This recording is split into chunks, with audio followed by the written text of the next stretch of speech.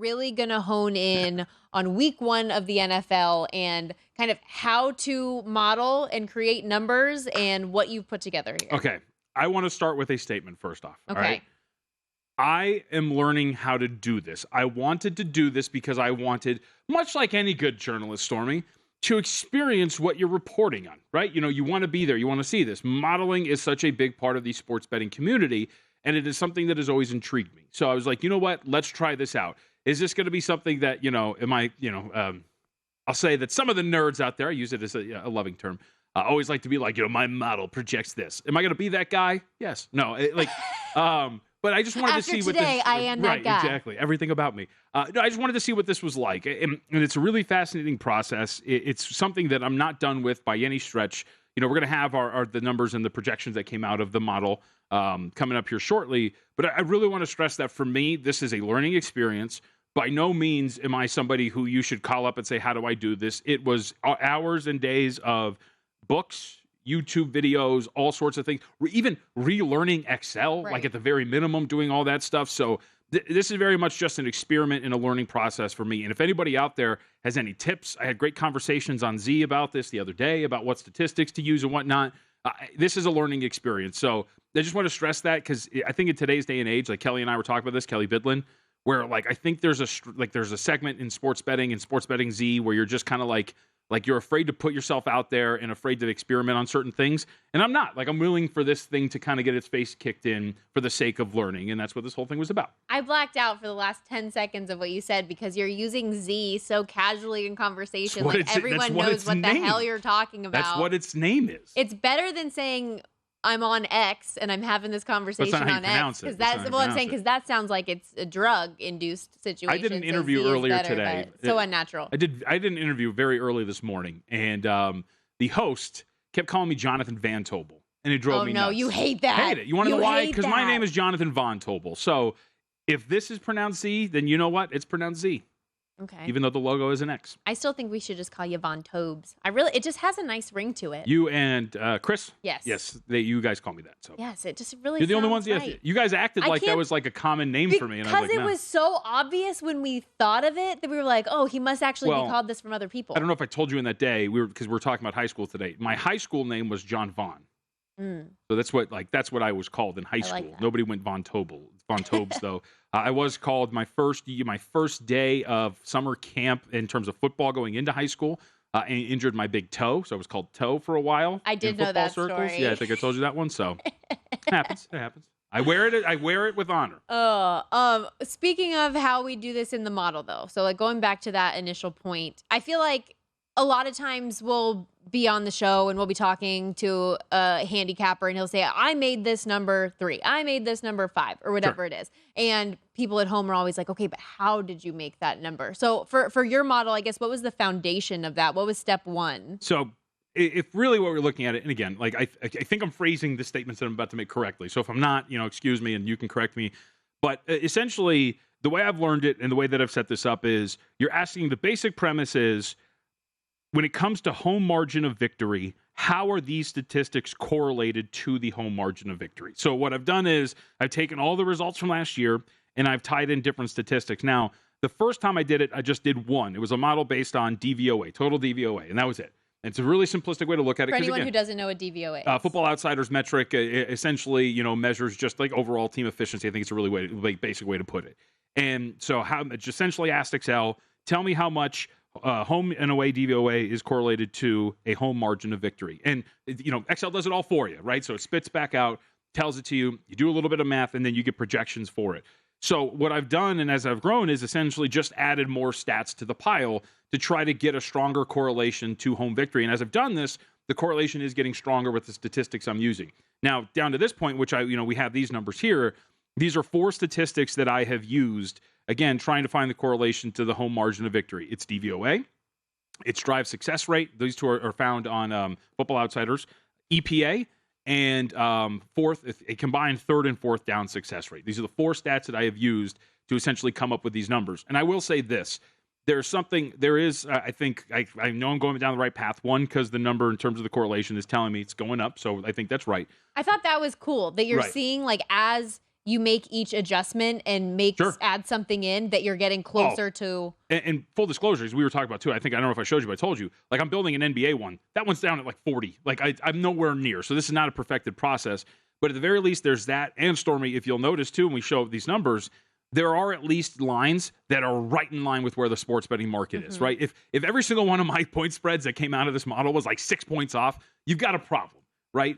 But at the very least, a lot of these do reflect. So for those who are watching, you see the line that, the model that I made projected out. So some of the bigger edges that are going to be there, at least right now. Obviously, the model loves the Jacksonville Jaguars.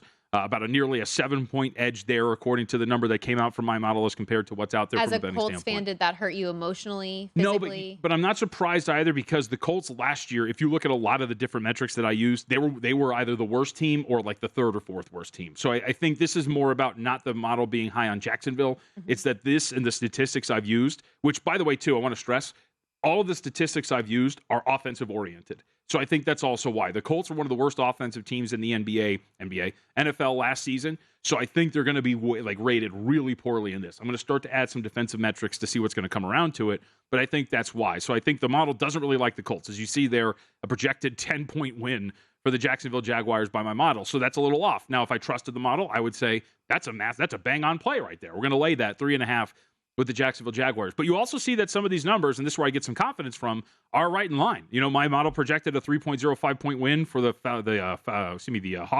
Falcons, Can't talk. It's early. You got NBA on the brain, something fierce right now, though. Because I've also been working a lot of the other ones. So, you did do the Hardwood Handicappers podcast this morning. So, you see Atlanta, projected 3-point win by my model, right in line with what the betting market is at.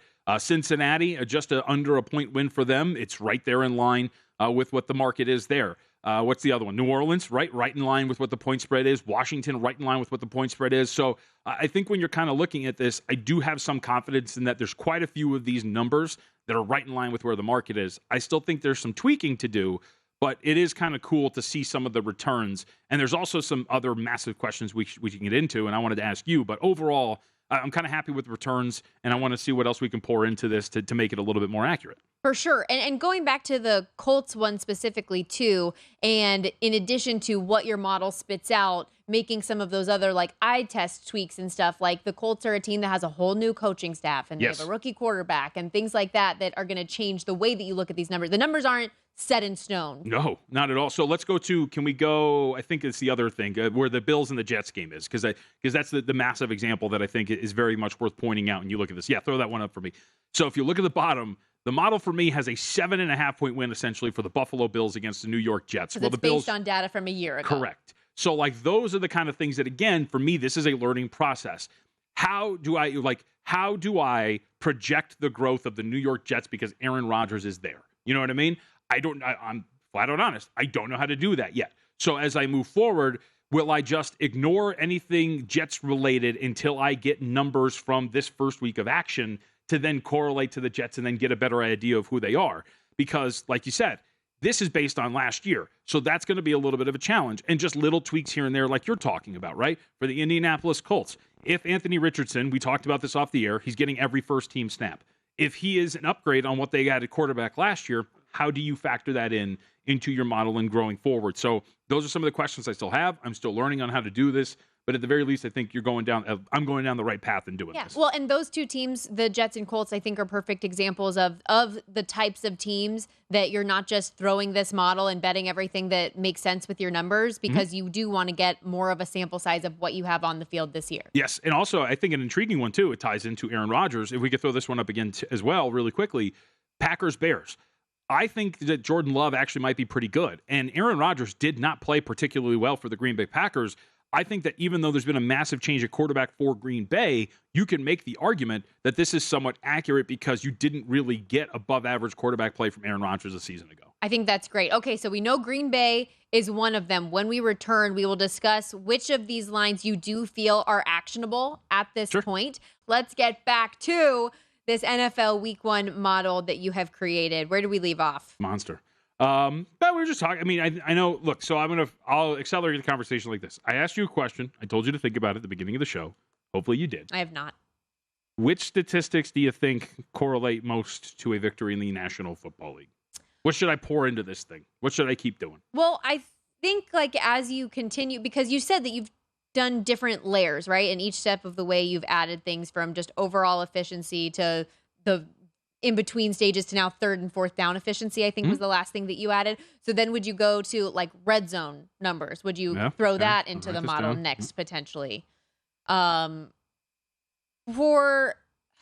like, I don't know, what would you look at for, So, I mean, you already have like yards per game, like stuff like that's included in overall efficiency. So I don't know what the next stage would be. So here's my thing, and this is like a really big question overall, which is, so I think in the NFL today, I've made this comparison, which I think the NFL, and people might get mad at this. No, I don't think you will. The NFL is becoming more like the NBA in that deficits are way easier to come back from than they used to be. And we watch the Chargers do it against the Jags. We see it almost all the time. Offense is key in the National Football League. The rules are geared toward offense. As a defense, generally defense tends to be random year to year because it just depends on the offenses you're playing, the quarterbacks you're playing, right? As opposed to what you are as a unit. You could have a strong defense, don't get me wrong, but generally defenses bend and acquiesce to the opponents that they face to a certain degree, right? So my question is how many defensive statistics and metrics should I include in this thing? Like, could you hone in maybe specifically to like defensive line and points allowed per game? So there's things like that. Football Outsiders has like adjusted line yards, which is essentially how, a line does. You can do defensive and offensive. So that's like something very much worth looking at.